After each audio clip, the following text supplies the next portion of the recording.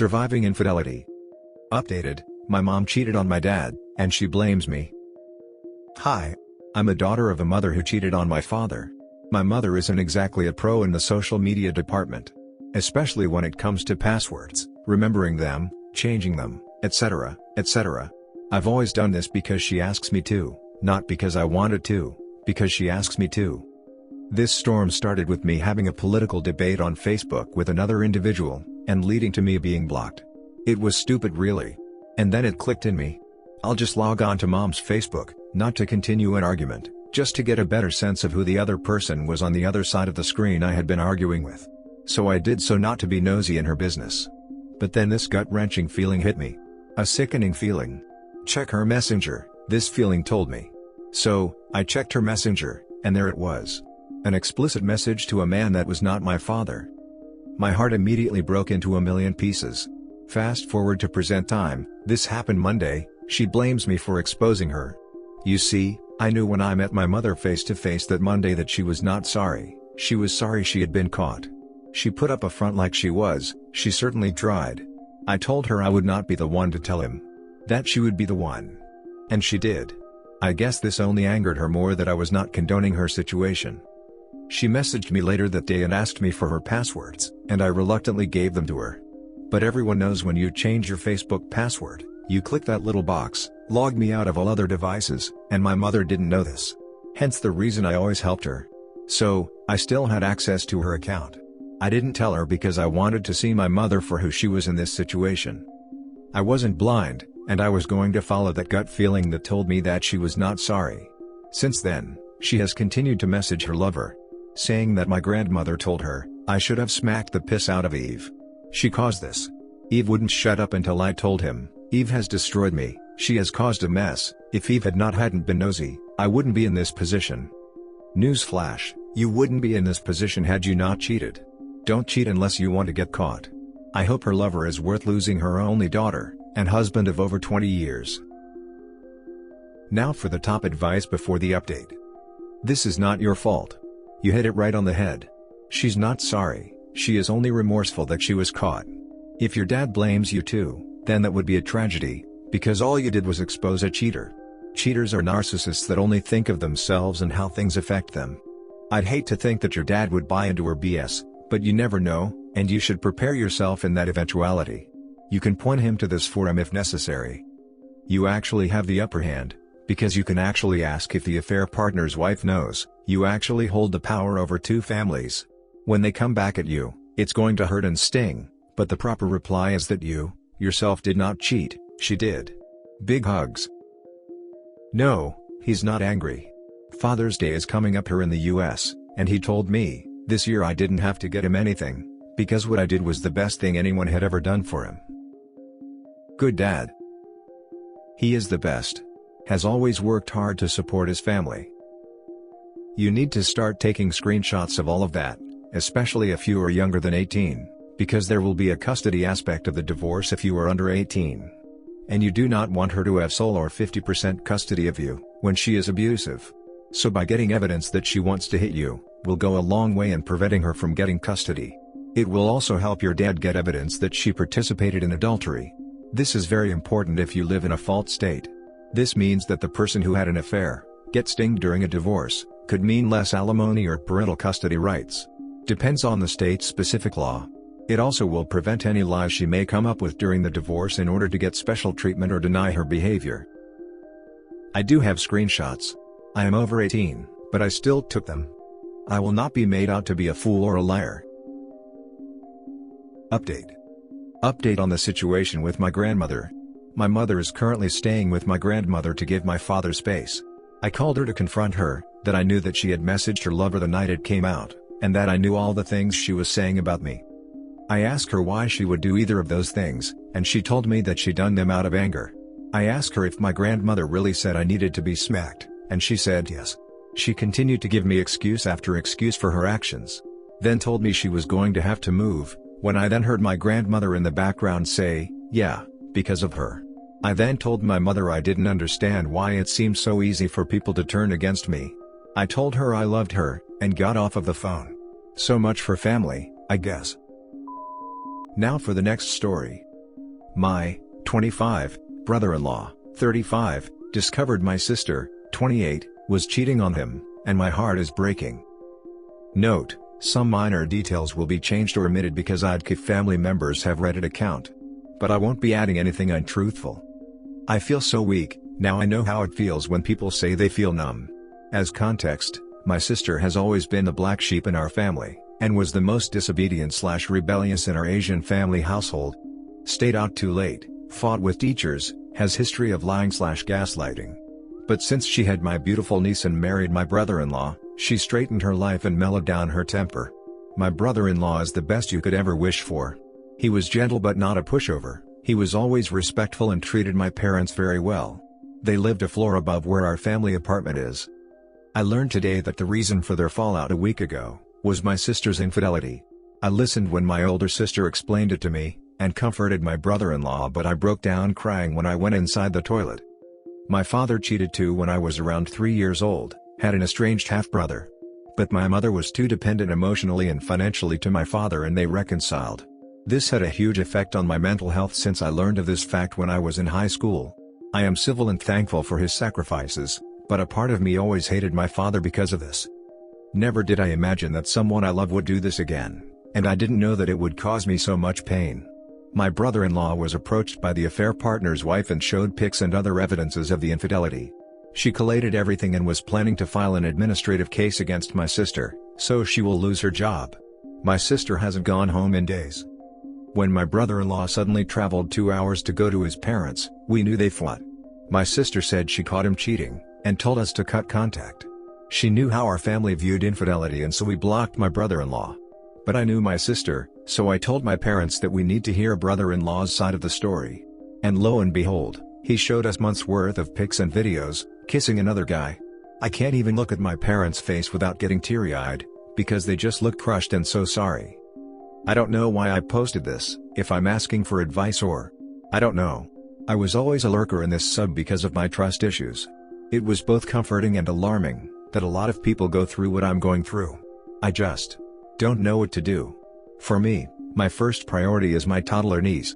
We don't know what my sister is thinking, and she denies everything. She doesn't know about the evidences. We are afraid she will get my niece and just disappear. Just had dinner full of tears with our brother-in-law and I'm sick to my stomach. Now for the top advice before the update. Support the bill. Remind the sister of how traumatic your father's infidelity was, and why is she acting the same. Then minimize contact with the sister and encourage the bill to move on and seek a more trusting relationship, but ask to stay in his life with your niece. The first thing I did when I saw my brother-in-law, I hugged him and apologized. He was so close to our family, and he was the first brother we had. We're 4 girls in the family. I will never forget his heartbroken and worn-out face. My sister is just a wall, even to us. We were all close, but this always happened when she messes up. Trouble, nasty confrontation, reconciliation, peace, and another trouble. Through it all, we forgave her and had a strong sister's bond. However, her pride is too strong and I don't have the strength to fight with her anymore. My other sisters and I are all angry at her, but my mind and body are just tired. We don't even know where she is. My parents and sisters are still trying to contact her now. From our conversation, I think my brother-in-law is trying to reconcile. Not 100% sure. After he learned of the affair, he waited for her to confess. Called her and asked if she had anything to confess. She said nothing. He said all he wants is to talk to her honestly. I don't know if my sister is trying to process the mess she is in, and I don't know if she wants to reconcile or not. I hate thinking my niece will grow with a broken family, but if it were up to me, I hope they won't get back together. I think they will end up fighting all the time, always suspicious, and that's what I grew up with. But I don't think I can tell my brother-in-law what to do right now. Answering this question has made me realize the reason for posting this rant. It's because I am so confused right now, between loving and hating my sister, feeling so guilty towards my brother-in-law, and siding with my family, not because anyone is telling me to, but because my sister is my family. Maybe that's why I feel this way.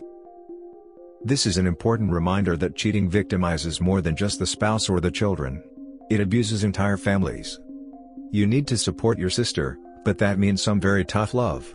Supporting her means calling her out when she tries gaslighting, blame shifting, and anything else short of full accountability for what she's done, and how it has impacted those she loves. Tell her you love her and that's why you're not participating in her nonsense about it.